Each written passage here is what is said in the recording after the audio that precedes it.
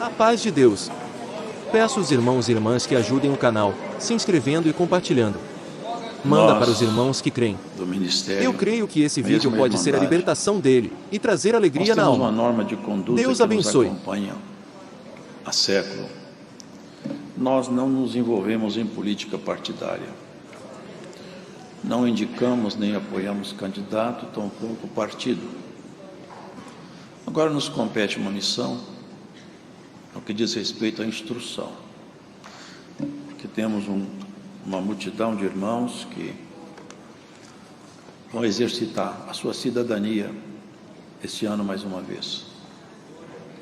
E uma coisa, irmãos, nós temos que ter em mente: o fato de nós não apoiarmos um partido ou um político, nem termos filiação partidária, não nos isenta do grande compromisso na hora de fazer um voto.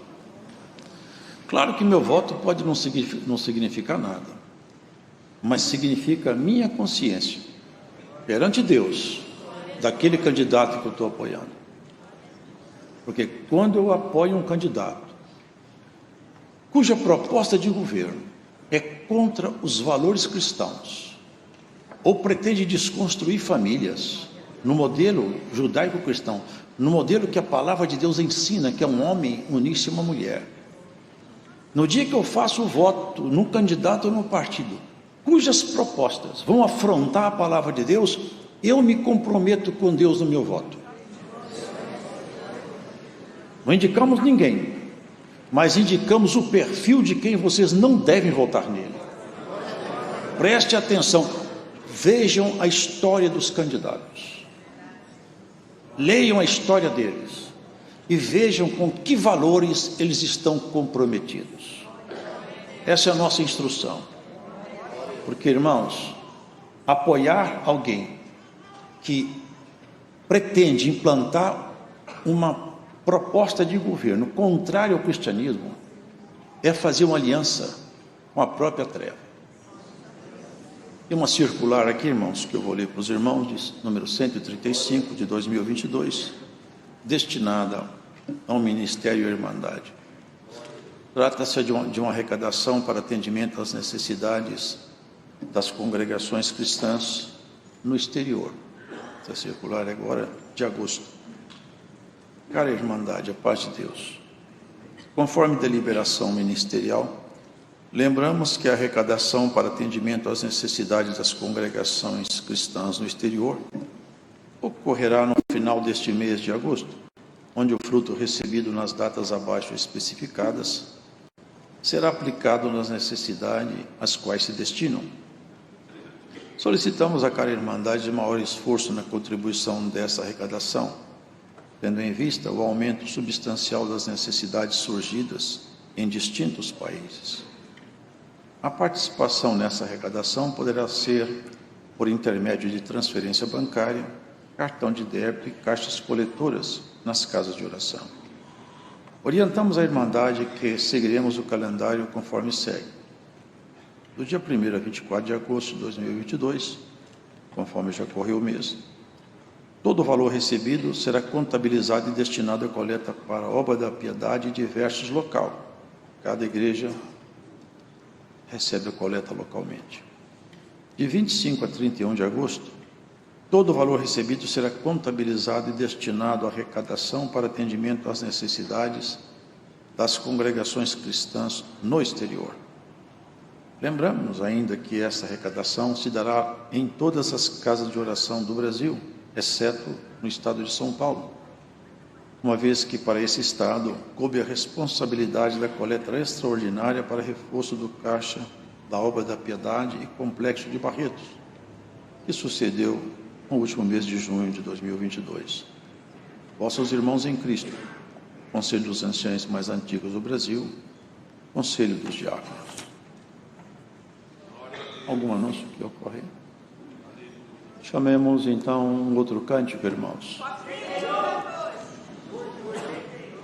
Chamaram tantos que ninguém fique triste, mas não dá para chamar de todos.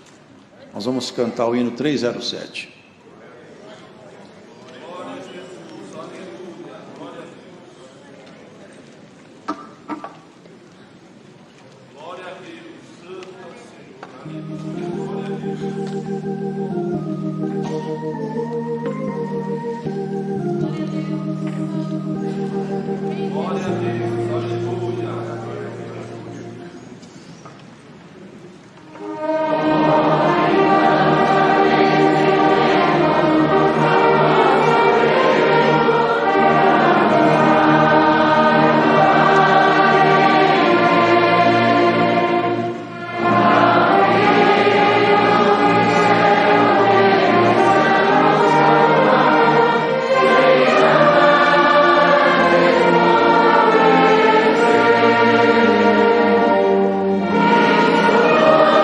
Paz de Deus. Peço aos irmãos e irmãs que ajudem o canal, se inscrevendo e compartilhando. Manda para os irmãos que creem. Eu creio que esse vídeo pode ser libertação dele e trazer alegria na alma. Deus abençoe.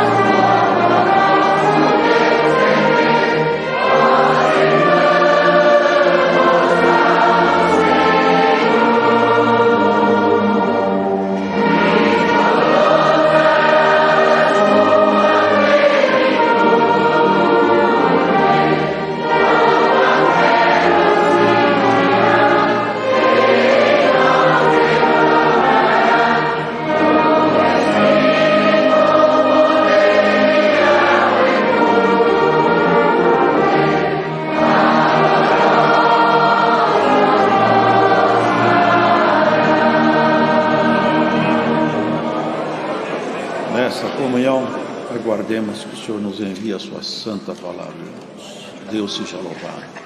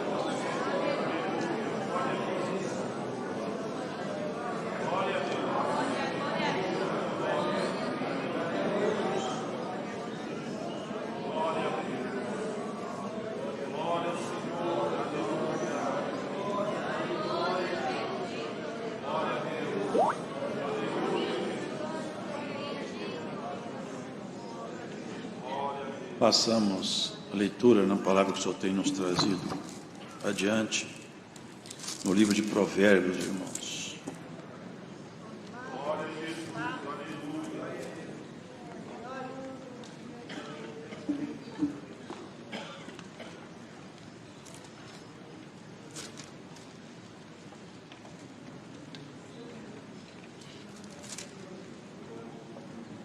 capítulo de número 15, irmãos.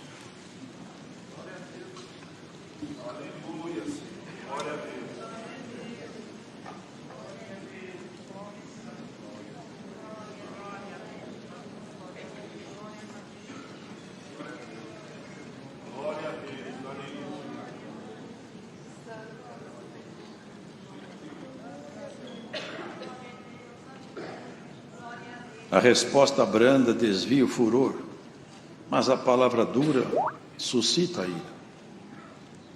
A língua dos sábios adorna a sabedoria, mas a boca dos tolos derrama a estutícia. Os olhos do Senhor estão em todo lugar, contemplando os maus e os bons. Uma língua saudável é árvore de vida, mas a perversidade nela quebranta o espírito. O tolo despreza a correção de seu pai, mas o que observa a repreensão prudentemente se haverá. Na casa do justo há um grande tesouro, mas dos frutos do ímpio há perturbação. Os lábios dos sábios derramarão o conhecimento, mas o coração dos tolos não fará assim. O sacrifício dos ímpios é abominável ao Senhor, mas a oração dos retos é o seu contentamento. O caminho do ímpio é abominável ao Senhor, mas ele ama o que segue a justiça. Correção molesta há para o que deixa a vereda, e o que aborrece a repreensão morrerá. O inferno e a perdição estão perante o Senhor, quanto mais os corações dos filhos dos homens. Não ama o escarnecedor aquele que o repreende, nem se chegará para os sábios. O coração alegre aformoseia o rosto, mas pela dor do coração o espírito se abate. O coração entendido buscará o conhecimento, mas a boca dos tolos se apacentará de estutícia. Todos os dias do aflito são maus, mas o de coração alegre tem um banquete contínuo. Melhor é o pouco com temor do Senhor do que um grande tesouro onde há inquietação. Melhor é a comida de hortaliça onde há amor do que o boi gordo e com ele o ódio. O homem iracundo suscita contendas, mas o longânimo apaziguará a luta. O caminho do preguiçoso é como a sebe de espinhos, mas a vereda dos retos está bem igualada. O filho sábio alegrará seu pai, mas o homem insensato despreza sua mãe. A estutícia é alegria para o que carece de entendimento, mas o homem entendido anda retamente. Onde não há conselho, os projetos saem vãos, mas com a multidão de conselheiros se confirmarão. O homem se alegra na resposta da sua boca, e a palavra a seu tempo, quão boa é. Para o entendido, o caminho da vida é para cima, para que ele se desvie do inferno que está embaixo. O Senhor arrancará a casa dos soberbos, mas firmará a herança da viúva. Abomináveis são para o Senhor os pensamentos do mal, mas as palavras dos limpos são aprazíveis. O que se dá à cobiça perturba sua casa, mas o que aborrece as dádivas viverá. O coração do justo medita o que há de responder, mas a boca dos ímpios derrama em abundância coisas más. Longe está o Senhor dos ímpios, mas escutará a oração dos justos. A luz dos olhos alega o coração, a boa fama engorda os ossos. Os ouvidos que escutam a repreensão da vida, no meio dos sábios, farão a sua morada. O que rejeita a correção menospreza a sua alma, mas o que escuta a repreensão adquire entendimento. O temor do Senhor é a instrução da sabedoria, e diante da honra vai a humildade. Amém.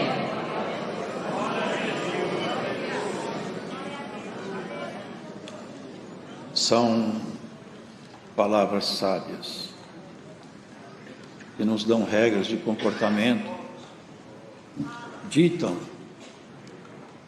até na consciência do homem, aquilo que ele deve meditar e pensar. Porque tudo isso, irmãos, diz respeito à nossa estrutura espiritual. Nós temos aí claramente duas naturezas que ambas existem em nós e ambas são trabalhadas para bem ou para mal.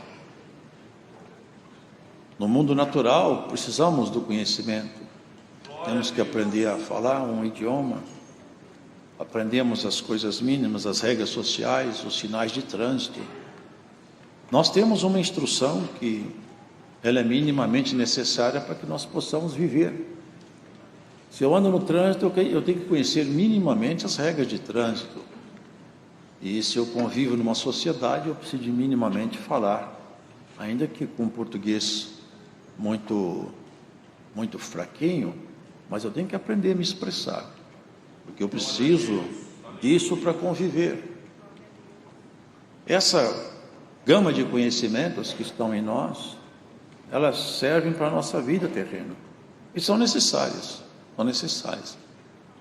Agora, a nossa vida espiritual, ela também precisa de um conjunto de conhecimentos e também existem regras de comportamento para essa vida espiritual. Para que nossos pés não se desviem, para que a nossa conduta não entre em conflito com o Eterno, para que a nossa forma de vida não venha, de alguma maneira, a ser uma afronta aos céus. Porque viver, irmãos, é uma grande guerra. Passar por aqui é uma experiência que não é tão simples assim, porque alguém disse brincando, mas disse com verdade. Você não sai daqui vivo. A coisa é que nós entramos aqui e entramos num campo de grandes provações.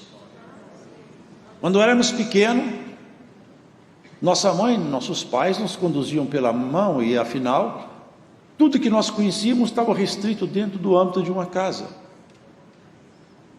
Era tudo que nós conhecíamos. O horizonte se abriu, saímos dos termos de nossas casas e o tempo passou, crescemos e vivemos um mundo onde existe uma infinidade de valores sendo disseminados por todos os cantos. Em cada país as pessoas vivem de um jeito diferente, eles creem que esteja exatamente seguindo o que deve seguir, e cada um no seu canto acha que tem a verdade dele bem guardada consigo. Cada um, cada povo, cada cultura, eles entendem que a verdade está com eles. Defendem isso de unhas e dentes e têm isso aí como fato. E não é fácil, porque quando que vai terminar isto? E quando terminar, como vai ficar a situação nossa? Dessa nossa outra natureza, desse ser celestial que por aqui anda conosco. Onde que nós vamos terminar nossos dias? Onde vai terminar tudo isso aí? Aonde vai estar você quando a sua carreira findar? Aonde você vai morar? Bom, eu não sei. Ou eu sei, se eu tenho fé. Porque muitos se dizem representantes da verdade, e tem muitos caminhos que se apresentam como caminhos de solução. São muitos mestres. Mas tem mestres aí que eles ensinam sempre, mas nunca se vai chegar ao conhecimento da verdade com eles, porque eles não têm a verdade. Eles ensinam um caminho, mas o caminho que eles ensinam, ao final, não é bom. E você que escuta essa pregação aí tão longe, e aqui você tão perto. Qual a segurança que nós temos para passar para quem nos escuta, que nós falamos de um caminho que de fato ele tem a prerrogativa de ser o caminho? Nunca apareceu um mestre na história dos homens a cuja natureza revelada foi anunciado com tempo antecedente que ele nasceria de uma virgem. Jesus foi único. Acerca dele foi dito: uma virgem conceberá e dará à luz a um filho, o seu nome será Emanuel. Emanuel quer dizer Deus conosco. Levará sobre si nossas enfermidades, vai sarar nossas doenças. Fala sobre ele que ele abrirá cadeia aos presos e soltará os cativos. E ele falou assim: todos que vieram antes de mim são ladrões e salteadores. Por isso que ele falava: não chamem ninguém de mestre, eu sou o único que posso ensinar matérias da eternidade. Eu sou mestre, eu conheço tudo que está lá em cima, porque eu vim de lá. Esses mestres andam só aqui por baixo, e eu vim de cima. Eu sei toda a estrutura da glória, lá eu comando tudo. E tudo que eu falo com vocês está ligado lá em cima. De alguma maneira eu vou trazendo vocês para perto de mim, até que vocês fiquem tão perto que vocês sejam parte integrante de mim mesmo. Sabe o que ele falou? Pai, eu quero que eles sejam um. Isso é você, sou eu. Que eles sejam um comigo, como eu sou um contigo. Vocês entendem que é uma doutrina diferente? Não é uma filosofia, não é um conjunto de regras religiosas, é uma proposta definitiva de mudança total de natureza. É o seu homem interior, o seu divino tomando a rédea do natural. É você acordando para a eternidade. Por isso que está escrito: desperta tu que dormes, e Cristo te esclarecerá. Oxalá que alguém agora escutando essa pregação seja desperto por essa palavra. Desperto, acordado. Veja que nesses poucos versos aqui, nós vemos que Salomão, ele não falava para os filósofos, não era para ser colocado aqui como um ditame filosófico, era para a natureza celestial que nós carregamos em nós. Claro que tem preceitos também do dia a dia, mas sempre tem um vínculo com aquilo que é espiritual. A resposta branda desvia o furor, mas a palavra dura suscita, provoca, levanta a ira. Vocês já aplicaram isso na vida de vocês? Já viram na escritura como que se aplicou isso aqui na vida de alguém? Me lembro que havia um homem chamado, eu acho que ele era filho de Acabe, agora eu me esqueci o nome dele. Ele era rei, e ele caiu da cama e ficou muito mal. Só que ele era rei de Israel e conhecia o Deus de Israel. E ele mandou os seus comandados lá a fazer uma consulta. Olha que coisa, irmãos. Foi consultar a Baal-zebub, um Deus que na verdade não é Deus, são espíritos caídos, que são deuses falsos. Foi mandar consultar um Deus michuruca se ele ia viver ou ia morrer. Sabe o que aconteceu? Deus falou com Elias o tesbita: Elias, sai de casa, vai encontrar com os mensageiros dele. E saiu encontrar com ele. Falou com ele: por acaso é porque não tem Deus em Israel que você está fazendo consulta a Baal? Dessa cama que você subiu, você não desce mais. A coisa gravou. Num linguajar assim bem simples, Deus ficou bravo. Ao invés de ele se humilhar, ele aplacar a ira que é da justiça divina, ele provocou o Senhor mais. Mandou um capitão com 50 soldados. Traz esse Elias aqui, está profetizando que eu vou morrer, arrasta ele aqui. Quando chegar, ele estava em cima de um monte. Elias, desce daí. Homem de Deus, desce aí. Resposta bruta. Sabe o que aconteceu? Respondeu com ira: se eu sou homem de Deus, desça fogo do céu, consuma você e seus 50 soldados. Desceu um raio do céu lá que ninguém sabe como, mas Deus sabe. Queimou aqueles 50 soldados e o capitão. Era oportuno para aquele rei Acaz já ter pelo menos um pouco de prudência, né? Mandou mais um capitão com mais 50, com a mesma palavra, com o mesmo tom. A resposta aí de raiva: homem de Deus, desce daí. Se eu sou homem de Deus, que desça fogo do céu, consuma você, seus 50 soldados. Morreu todo mundo. E a caça persistente. Será que às vezes nós somos assim também, irmãos, com Deus? Será que às vezes Deus está puxando a orelha da gente e a gente está dando um tapa na mão dele? Tem hora que Deus está apertando a gente e não percebe que é Ele que está apertando a gente. Vamos ficar atentos, irmãos. A terceira vez chegou um capitão com 50 soldados. A resposta branda: desvia o furor. Ó homem de Deus, ele ajoelhou: seja preciosa a teus olhos a minha vida e de meus companheiros, porque tem fogo de Deus aí com você. Tem misericórdia de mim e de meus companheiros. O anjo de Deus falou com ele: pode descer e seguir com ele. Vocês percebem, irmão? Deus não aceita ameaça, viu? Tem pessoas que falam: se Deus não fizer isso para mim, eu não sou crente mais. O céu vai morrer, vai explodir o céu. Nós temos que saber lidar com Deus, irmãos. Saber. Não ameaça a Deus, não. Sabe por quê? Que isso é coisa de criança, já é adulto. Antes, abaixa o teu coração. Senhor, se o Senhor não fizer isso para mim, eu fico aqui pedindo até o Senhor ter misericórdia. Aí mexe com ele. Aí ele fica com o coração quebrantado. A língua dos sábios adorna a sabedoria, mas a boca dos tolos derrama estutícia, tolice. O Senhor um dia, ele falou isso para aqueles fariseus, para aqueles escribas, porque tudo que ele fazia era reprovado. Tudo que ele fazia estava errado.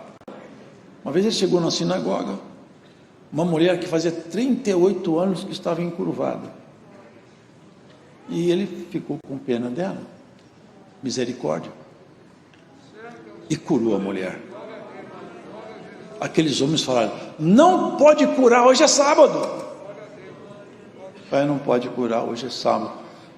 Quando vocês têm um boi, ou um gado, um animal qualquer, um jumento, e ele está com sede, no dia de sábado você desamarra ele, leva ele para tomar água. Eu desamarrei essa mulher da cadeia do inferno. Você está achando ruim? Num sábado eu posso fazer bem. Irmãos, ele falou assim: olha, a que eu vou comparar essa geração? Eu comparo essa geração às crianças que eu falei assim, eu cantei, eu fiz uma lamentação, ninguém chorou. E eu cantei uma canção alegre, ninguém cantou comigo, ninguém dançou. Porque eu enviei João Batista, que ele não comia, não bebia, ele comia só gafanhoto e mel silvestre. Andava com um pelo de camelo no corpo. Não tinha nenhum tipo de alegria social. Ele vivia sozinho nos campos e nos desertos. Vocês falaram assim: esse homem tem demônio. Agora veio o Filho do Homem, que come, que bebe, que assenta com os pecadores. É claro, ele assenta com os pecadores porque ele veio curar os pecadores. Num consultório médico, não está escrito assim: todo mundo que estiver saudável vem cá. Não, especialidade dele. Põe lá a especialidade dele. Ele, ortopedista, é alguém que tem problema ortopédico. Se não tem problema, não vai no médico. Médico para quem tem problema. E ele veio para quem tem problema, mas para quem confessa que tem problema. Se você confessar que você tem problema, Jesus confessa que Ele é o seu Salvador. Te tira de qualquer situação, Ele te tira. Quantos alcançaram do Senhor esse favor? Aqueles homens que estavam do lado do Senhor não encontravam nada, mas aqueles cegos, ressecados, mancos, todos eles encontravam a favor do Senhor, porque via nele a esperança. É Ele, não tem outro, nem agora ou nunca. Ele falou: a sabedoria é justificada pelos seus filhos, ela é adornada, embelezada pelos seus filhos. A sabedoria, ela é adornada pelos filhos dela. E o irmão e a irmã, guarda isso: todas as vezes que você confessa Jesus com suas obras, com seu jeito de ser, Com sua fé, você adorna a sabedoria na sua vida. Porque você é cheiro de vida lá em cima. E esse mundo é cheiro de morte aqui embaixo. Os olhos do Senhor estão em todo lugar, contemplando os maus e os bons. Por isso que quem conhece o Senhor, não adianta fazer as coisas escondidas. Ninguém viu. Será que Deus não viu? Escondeu de Deus? Aí eu pensei isso contra aquela pessoa, mas só eu que sei. Eu sei em Deus. Antes de você pensar, Deus já conhece o seu pensamento. Vocês lembram daquele homem lá? Ele era um homem até influente. Ele era um homem até importante lá. Ainda que meio odiado pela profissão dele. Zaqueu, não é? Publicano, cobrador de imposto. Ele, quando ficou sabendo que Jesus ia passar por lá, a multidão era tanta que ele aproximou, não dá para entrar, hein? Eu sou pequenininho e essa multidão é muito grande. Subiu numa árvore, eu vou ver, ele vai passar aqui, eu vou ver, pelo menos de cima eu vejo ele. O senhor passava calmamente, parou, voltou-se para ele e falou: Zaqueu, desce daí. Chamou ele pelo nome. Ninguém. Aquela mulher no poço, você lembra a samaritana? Chama teu marido. Eu não tenho marido. Você não tem mesmo, você já teve 5. Você vive com um homem que não é seu marido. O que é que nós podemos esconder do Senhor? Não tem jeito, irmão. Se tem mau pensamento ou mau sentimento, só tem um jeito. Senhor, receita para mim um remédio para me sarar desse mal. Não estou bom, não. Eu não estou muito bom hoje, não. Me receita alguma coisa aí. E Cristo te prescreve alguma coisa boa, te sara. Quem carrega no coração mágoa, inveja, ódio, ciúme, precisa de uma prescrição médica. O psiquiatra não tira de você isso, ele só atenua os efeitos. Aqui que tira, Jesus Cristo pela palavra, ele penetra dentro do seu espírito e te sara desse mal. Ele arranca de você a inveja, arranca o ciúme, arranca o ódio, arranca isso e não nasce mais. Glórias ao Senhor. Por essa palavra, se você deixar essa palavra penetrar dentro do seu espírito, ela vai se mexer dentro de você e vai arrancar uma coisa ruim daí. Glórias a Jesus. Tem pessoas que estão doentes, morrendo de dor. A dor está na cabeça, você toma injeção na veia. E o que aconteceu? A cabeça não dói mais. Por quê? Não sei. Mas o remédio achou aonde estava a dor e tirou ela. Assim é a palavra de Deus. Ela entra em nós pelo ouvido e sara o que está dentro do espírito. É o seu ser celestial que precisa do Senhor. Seu ser eterno. Esse ser que ninguém pode trabalhar nele. Você pode ter qualquer tipo de diploma. Você pode pregar na sua parede quantos doutorados você quiser. Mas no seu espírito ninguém põe a mão. Na estrutura do seu caráter espiritual não tem mestre que atua, a não ser somente um: Jesus, o verdadeiro mestre. Esse que veio para mudar a nossa natureza, transformar. Quem já viu um general começar uma guerra com uns soldados que não sabem guerrear? Ninguém faria isso. Não é verdade, irmãos? Jesus começou uma guerra aqui embaixo, nosso Senhor. O exército dele, acho que até o inimigo ria no princípio. Um pescador briguento, que andava com a espada na cintura, outro que não sabia nada, uns homens perdidos, não sabia nada. De repente a palavra do Senhor foi penetrando, transformando. A carta de Pedro, até os teólogos estudados falam, tem pontos difíceis de entender na carta de Pedro. Glórias a Jesus. Tem coisa difícil de entender no seu coração, que o inimigo já tentou mapear você e não consegue, que você é uma carta escrita aí por enigma. Essa fé que habita em você aí, ó, já tentaram arrancar de você essa fé. Você já passou processo difícil, você já passou por decepção difícil, por caminhos difíceis de passar. Você está de pé. Está de pé. Como que esse crente chegou até aqui? Uma força invisível, um poder santo. Esse poder que habita em nós, que nos faz viver a vida eterna dentro da vida terrena. Nós vivemos a eternidade aqui já. Nós já provamos da eternidade, provamos da palavra, do dom, provamos da essência de Deus em nós. A fé é o firme fundamento das coisas que a gente não enxerga. Como que pode alguém viver pela fé? Ele não enxerga nada. Moisés andou 40 anos falando para aquele povo: tem uma pátria, tem uma cidade, tem um país, tem um lugar maravilhoso, cheio de fruto. Você já foi lá? Não, não fui. Como que você tem certeza que Deus falou comigo? É tudo que me basta. Deus falou comigo e tem. E chegou lá, Deus levou ele num monte de pisga. Está lá, Moisés, eu falei com você, está lá. Nós estamos andando aqui, né, irmãos? Mas tem uma cidade nos esperando. Tem um lugar para nós morar. E o Senhor já está lá esperando cada um de nós. E as coisas já estão ficando prontas lá em cima. Já está tudo arrumado. Já nós vamos para viver com aquele que é o nosso mestre definitivo. Muita coisa aqui, mas não dá mais para pregar. Uma coisa que eu tinha visto aqui, vê se eu acho.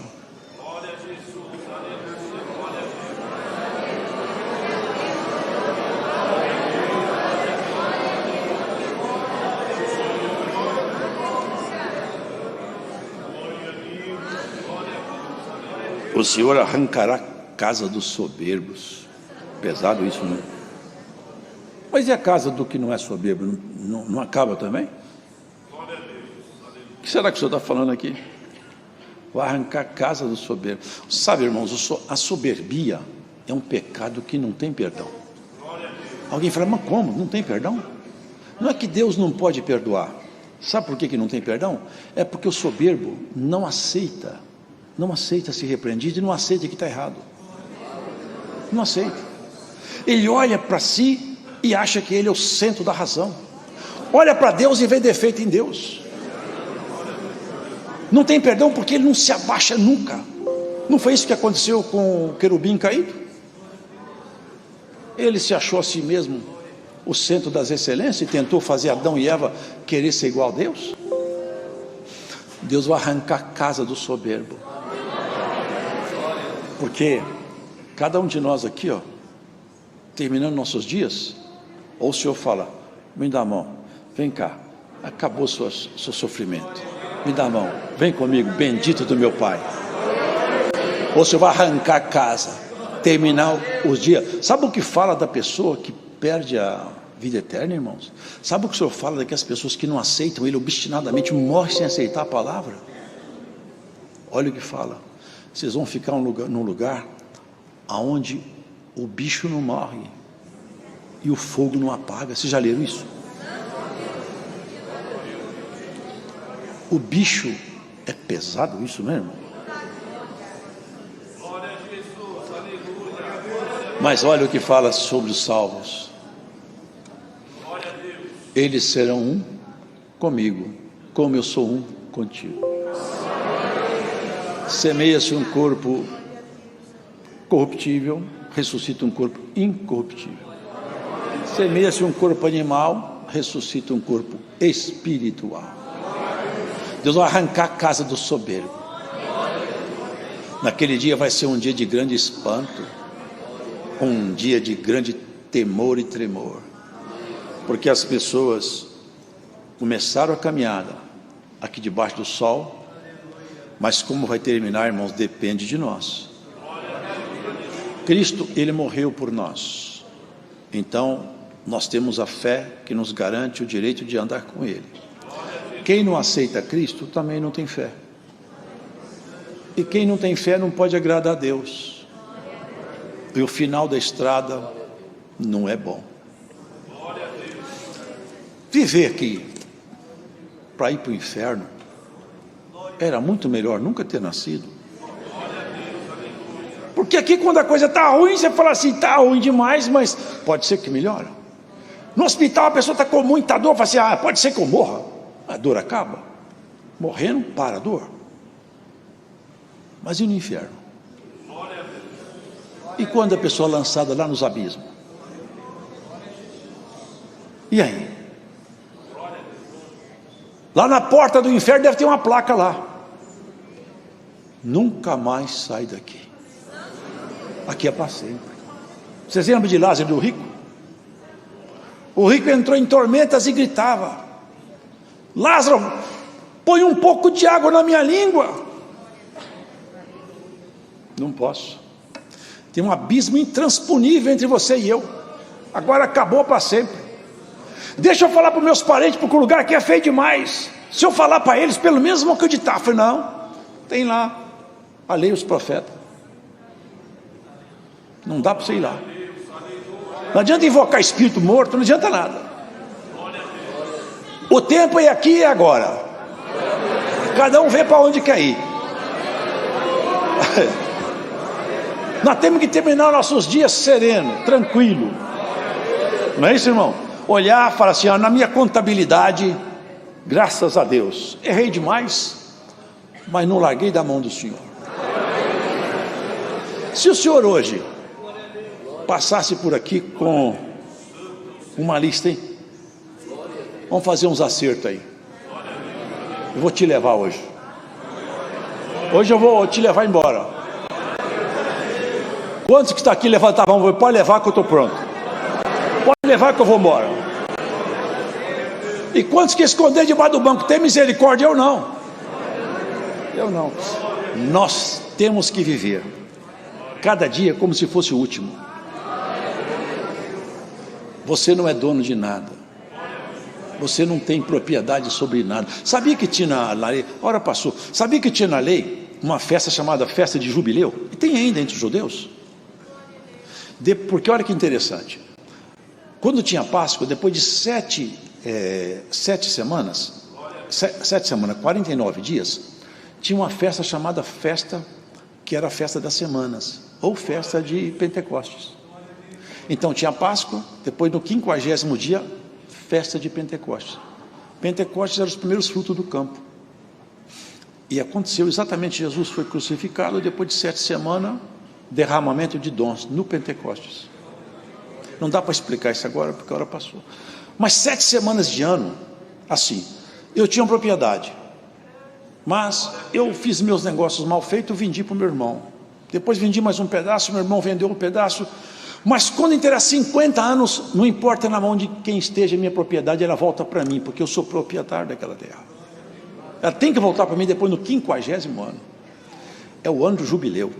Vocês entendem o que eu estou falando? É uma festa onde todos os proprietários originais retomam sua própria terra. Há uma terra aí que está conquistada. No jubileu, nós vamos tomar posse dela. Ela está lavrada com sangue. É o Novo Testamento. Na casa do meu pai tem muitas moradas. Se não tivesse, eu nem convidava vocês. Mas está tudo preparado. Por muito tempo nós ficamos, como humanidade, vivendo aqui debaixo de um jugo pesado. Tanta coisa aconteceu. O homem não tinha dispensação de dom, não tinha nada. Agora veio a dispensação em Jesus. Nesses últimos tempos, virá uma última dispensação sobre aqueles que se santificarem. Nessa última santificação, Deus vai encher o povo dele de poder e autoridade. Essa vai ser a última. E nós vamos ser grandemente enaltecidos, abençoados, acalmados pela presença de Deus. E aí vem um momento que nós já sabemos, um tempo marcado por Deus para um governo estranho, mas que nossas mãos não ajudem nenhum governo estranho a tomar posse antes da hora. Mas o que há de vir virá, e ninguém impedirá. Essa é a palavra. Deus seja louvado. Obedecemos a Deus em oração.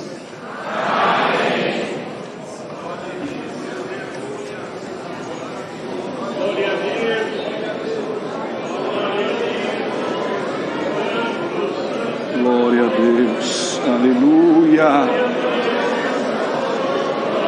Nosso Deus, nosso Pai que habita nos céus, no sagrado nome de Jesus Cristo, teu santíssimo Filho,